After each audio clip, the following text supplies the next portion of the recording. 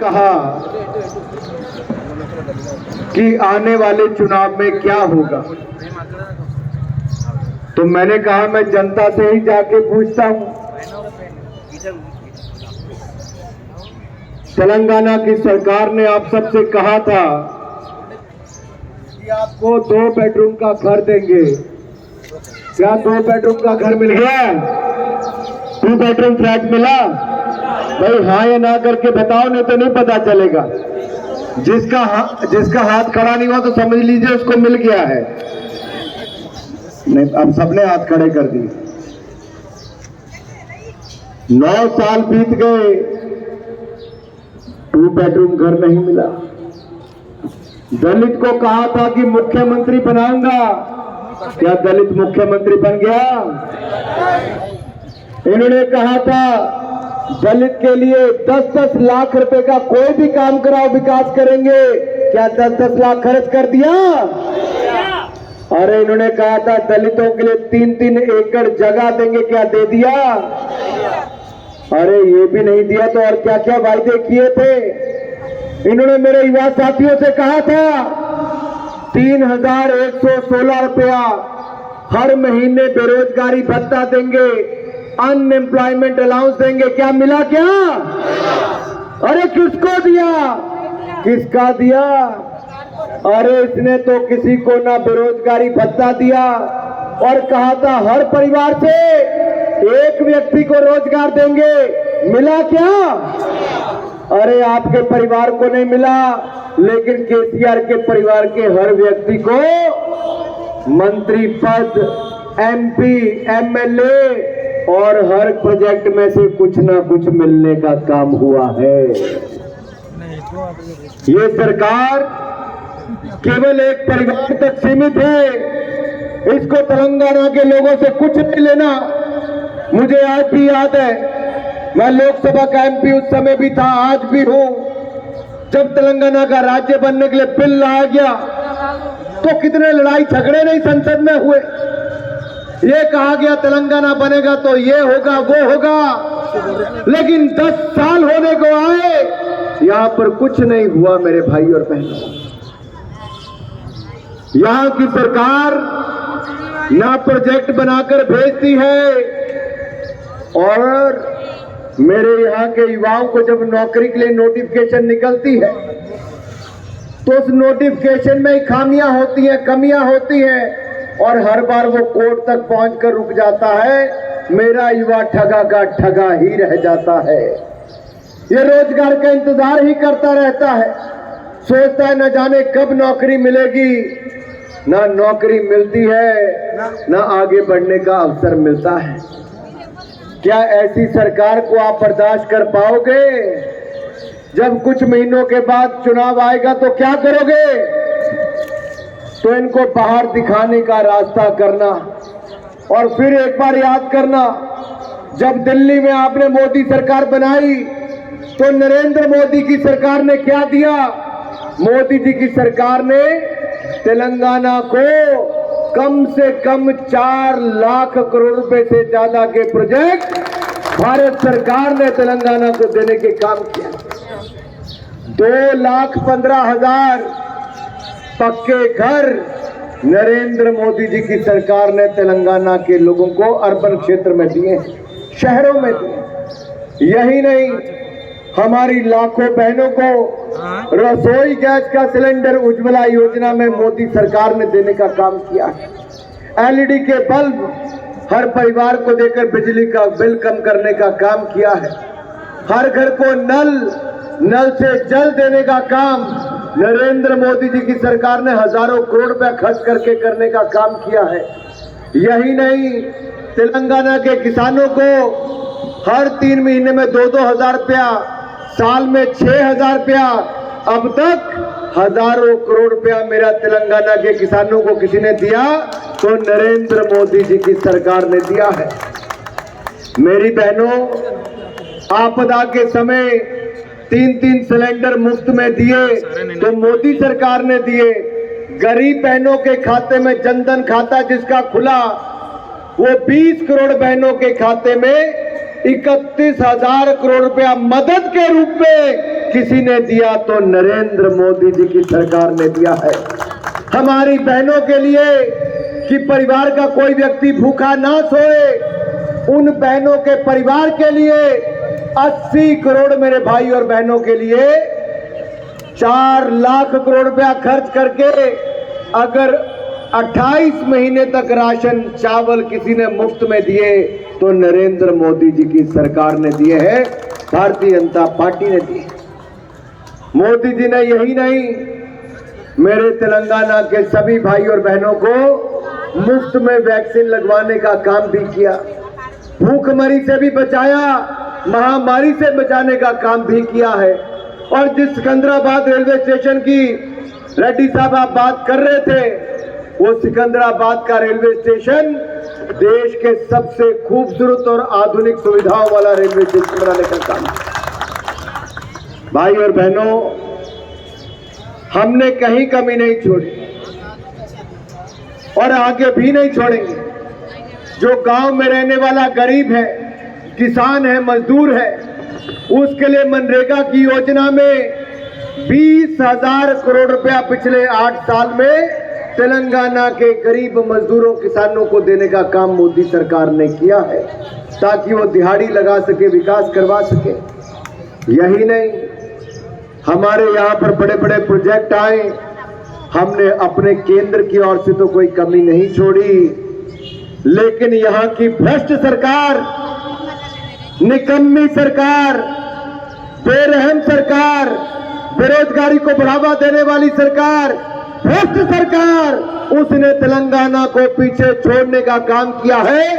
आप अगले कुछ महीनों में जब चुनाव आएंगे, इस भ्रष्ट, निकम्मी, बेरोजगार, बेरहम सरकार को उखाड़ फेंकने का काम कीजिए। हम तेलंगाना का चहुमुखी विकास करने का काम करेंगे। अरे जनता को आगे आना होगा।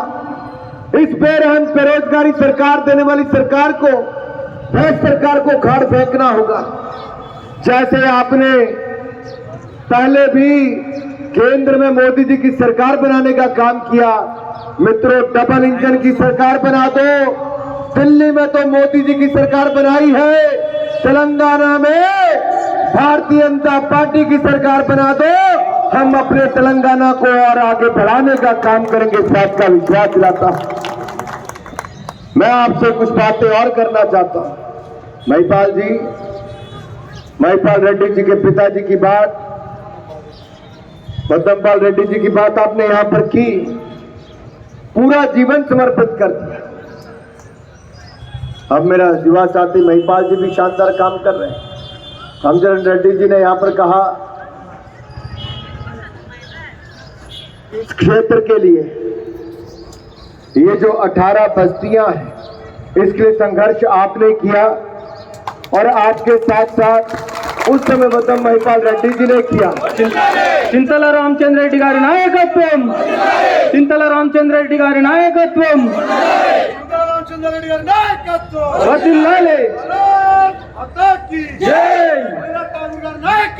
వర్ధిల్లాలి। मित्रों, चिंतन रामचंद्र रेड्डी जी का चिंता आपके लिए रहती है, आपके विकास के लिए रहती है, लेकिन जरा आप इनकी चिंता करके रखिए, आपके सारे कष्ट हम दूर करने का काम, पूरे दूर करने का काम करेंगे। और मैं इसलिए कह रहा हूं, जो चुने हुए प्रतिनिधि है वो तो आपकी ओर नहीं देखते, लेकिन हमारे कार्यकर्ता लगातार केंद्र की सरकार से प्रदेश के लिए क्या मिल सकता है उसके लिए प्रयास कर रहे हैं। आज देखिए, आपने, आपके एक एक वोट ने मोदी जी को प्रधानमंत्री बनाया, तो हर हिंदुस्तानी को गर्व होता है जब दुनिया भर में सबसे लोकप्रिय नेता के रूप में 3 साल लगातार नरेंद्र मोदी जी को पहले नंबर पर दुनिया में चुना जाता है। यही नहीं, आपदा के समय दुनिया के देश पीछे रह गए, मोदी जी के नेतृत्व में आपका और मेरा भारत दुनिया की सबसे तेजी से बढ़ने वाली अर्थव्यवस्था, नंबर 1 तेजी से बढ़ने वाली इकोनॉमी, आज हमारा भारत बनकर आगे आया है। इस आपदा के समय भी हमने रिकॉर्ड इन्वेस्टमेंट भारत में लाए हैं और सबसे तेजी से बढ़ने वाली अर्थव्यवस्था हमारा भारत है। हमने इस बार के बजट में रेलवे के लिए 2014 के मुकाबले 9 गुना ज्यादा बजट रखा है, यानी कि ज्यादा रोजगार मिलेगा। 10 लाख करोड़ का बजट कैपिटल इन्वेस्टमेंट के लिए रखा है ताकि ज्यादा सड़कें, ज्यादा पुल, ज्यादा भवन बनेंगे, हमारे युवाओं को रोजगार मिलेगा। हमने 80,000 करोड़ रुपए के लगभग प्रधानमंत्री आवास योजना का बजट रखा है, 66% ज्यादा है, ताकि गरीबों को पक्का मकान मिले और मेरे नौजवानों को रोजगार के अवसर मिले। हमने युवाओं के लिए उद्योग लगाने के लिए नई नीतियां लाए हैं। युवाओं के लिए स्किल डेवलपमेंट में 47 लाख युवाओं को स्टाइपेंड देंगे और हजारों करोड़ खर्च करके इनको स्किल डेवलपमेंट के प्रोग्राम से जोड़ेंगे ताकि अपने पांव पर खड़ा हो सके। हमने अपनी माताओं बहनों के लिए प्रधानमंत्री जी ने महिला सम्मान बचत पत्र, कोई भी बहन बेटी अगर अपना 2 लाख रुपया बैंक में जमा कराती है तो उसको 7.5% ब्याज मिलेगा। ये बहुत बड़ी स्कीम अपनी बहनों के लिए नरेंद्र मोदी जी की सरकार लेकर आई है। यही नहीं, सेल्फ हेल्प ग्रुप, स्वयं सहायता समूह 9 करोड़ बहनों के लिए हम और अब देंगे, उनको मार्केट के साथ जोड़ेंगे, टेक्नोलॉजी के साथ जोड़ेंगे ताकि 9 करोड़ बहनों की आय के साधन बढ़ सके। गर्भवती महिलाओं के लिए हमने पहले स्कीमें लेकर आए, अब और स्कीम्स लेकर आए हैं।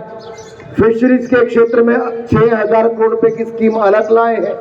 किसानों के लिए 20 लाख करोड़ रुपया किसान क्रेडिट के लिए हमने प्रावधान किया है ताकि हमारा पशुपालक, मछली पालन वाला और हमारा डेयरी वाला, इन सबको पैसा ज्यादा मिल सके और इनकी आय के साधन भी बढ़ सके। गांव से लेकर शहर में रहने वाले मेरे गरीब भाइयों बहनों की आमदन बढ़े, इसलिए नरेंद्र मोदी जी की सरकार एक के बाद दूसरी योजना लेकर आई है। मेरे भाई और बहनों, हम गरीबों के साथ खड़े, गरीबों के उत्थान के लिए खड़े। मैं एक लाइन में अपनी बात समाप्त करूंगा, लेकिन कहना चाहता हूं 3.5 करोड़ गरीबों को पक्के मकान हमने 8 साल में बनाकर दे दिए। हर घर को बिजली का कनेक्शन दे दिया। 60 करोड़ लोगों को 5 लाख का इलाज आयुष्मान भारत योजना में बिल्कुल मुफ्त में दे रहे हैं और 6 करोड़ पानी के कनेक्शन नए लगाकर दे दिए।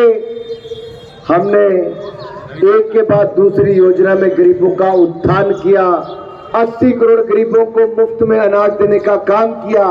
अब आगे यही नहीं, जितने घर बच गए होंगे सबको पानी के कनेक्शन से लेके बाकी सुविधाएं देने का काम भी करेंगे। आज आपको सड़क, पानी, स्वास्थ्य की चिंता नहीं, ये चिंता नरेंद्र मोदी जी की सरकार ने दूर करने का काम किया है। मैं इतना ही कहूंगा मित्रों, हम केंद्र से भेजते हैं लेकिन राज्य की सरकार गरीबों तक पहुंचाने में रुकावट पैदा करती है। हम केंद्र में योजनाएं लाते हैं, ये आपके लिए अपने अधिकारियों को बोलकर रुकवाने का काम करते हैं। आप एक बार यहाँ की सरकार बदल दो, हमारी सरकार भारतीय जनता पार्टी की आएगी तो रुकवाने वाली नहीं, लागू करके आपको लाभ देने वाली सरकार भारतीय जनता पार्टी की यहाँ पर आएगी। इसलिए आइए डबल इंजन की सरकार बनाएं, भविष्य के लिए आज से ही रास्ता बनाएं। आप सब जुड़े हैं तो मेरे साथ बोले भारत माता की।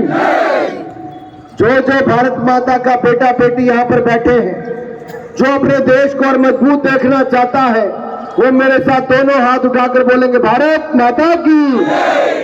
मेरी कुछ बहनों ने हाथ उठाए, कुछ के हाथ नीचे रह गए। हम अंदर मेरा दोनों हाथ ऊपर उठा के बोले भारत माता की। अंदर सोचने पे भारत माता की, अंदर सोचने का अंदर होगा भारत माता की।